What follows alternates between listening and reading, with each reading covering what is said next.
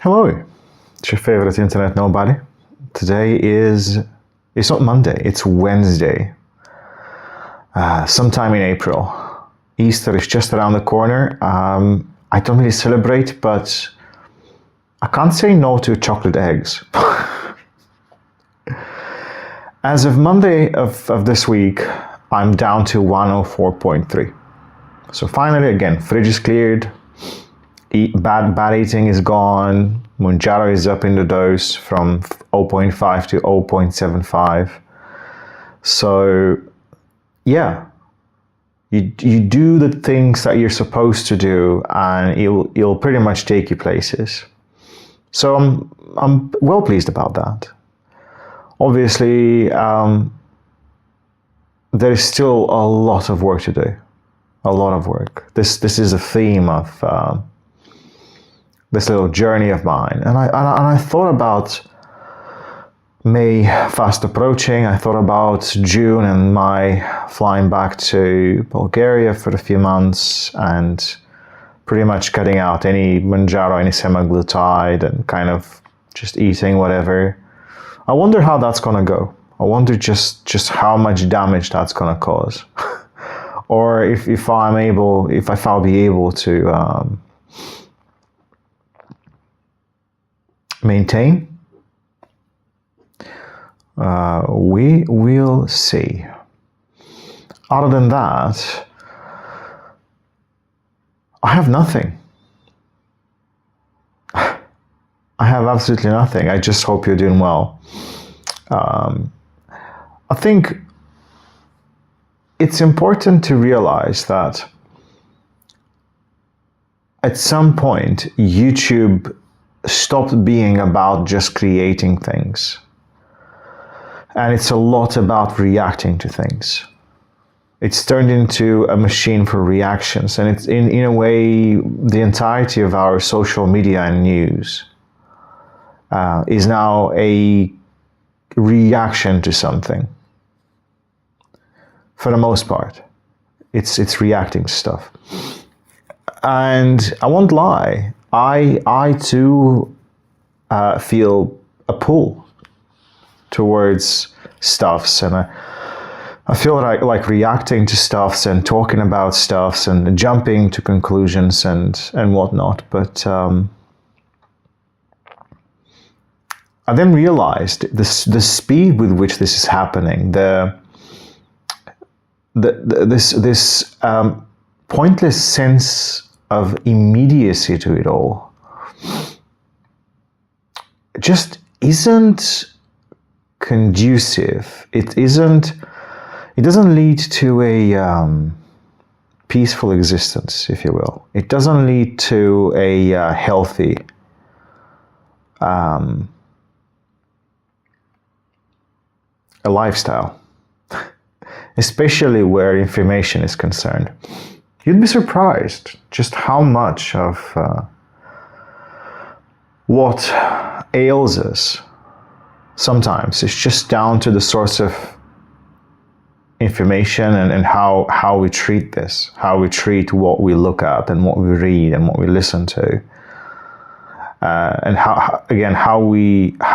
what we decide to pay attention to and what we decide to care about can have a huge impact on our well-being. Hence the whole ignorance is bliss, but ignorant. And I thought about this. I thought about just reacting to stuff and how much content you can do out of nothing, pretty much. Just wait for something to happen and then jump at it. And with instant social media and news, there is something happening 24/7. And then I kept thinking, kept mulling over this. What is it I'm gonna do? And I decided to try something I've heard once, which is if something happens and you feel like reacting to it, don't. Give it 48 hours and see if you still feel as strongly, see if you still burn inside and see if that the chatter in your mind is still so prevalent and so threatening to your peace of mind that you just need to speak out. You need to speak up. You need to create a YouTube or a podcast or a blog post or whatever. You just feel like going out there and just speaking your mind. And if you don't really feel nearly as strongly about it, then give it some more time. Give it a week. See if you still have anything left of those emotions, of those very strong initial reactions. See if there's anything left. And if there is, then yeah, again, just go and speak up your mind. Talk about it. Share with friends, colleagues. But if you don't, then maybe it's not important to you. And this, I guess, can as always be a good thing and a bad thing. Maybe sometimes we do have to take a firm stance. I think not taking a stance during a serious moral dilemma is taking the bad side of it. It's not taking a good side. It's literally taking the side of the wrong. But that's not fair. Life doesn't have to be fair. But it's not really fair, and I think it leads to it leads to where all of this leads to, which is potentially a burnout, potentially just your nervous system really, really hurting. It leads to poor relationships with family and friends and colleagues. It leads to lack of motivation to do work. Because again, sometimes in life, in everyday life, a lot of it is not sexy, it's not interesting, it's not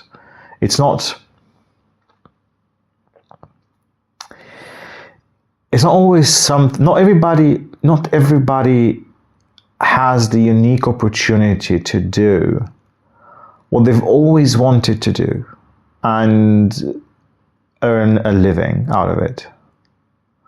A lot of us are in a place because it's a strength or connections. We have connections, or we didn't have really concrete ideas of how to pursue our passions. So we end up in this next best thing, if you will.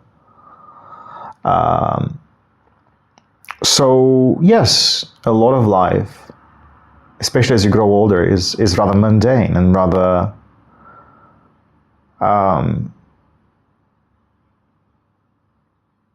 difficult in a way that requires you to do stuff that maybe you don't want to do, but you have to go through it. You have to wake up, you have to make your bed, you have to brush your teeth, you have to have breakfast, you have to do work of some sort, you have to check with your family, friends, if you can, if you find the time to. You just have to. That is productive. That is helpful in accumulating good things in life. But information, especially bad information, especially getting stuck in a loop of sorts where you just can't get enough of disasters and crises and issues, and you just keep going down that rabbit hole, it can really impact your overall performance. It can really make what's already plenty challenging even more so. And in the words of Dostoevsky, if you really want to hurt a person, if you really want to crush them, just give them meaningless work. And that's how poor informational diets erode this notion that, yeah, you can have good things in life, but you probably have to do a lot of work that's not sexy or interesting. And so when you get cynical, when you get apathetic, when you get angry, work just becomes difficult. Conversations with friends and family become laden, become mixed up with a lot of negativity, even if it's true, even if it's absolutely true. It just sours up everything. So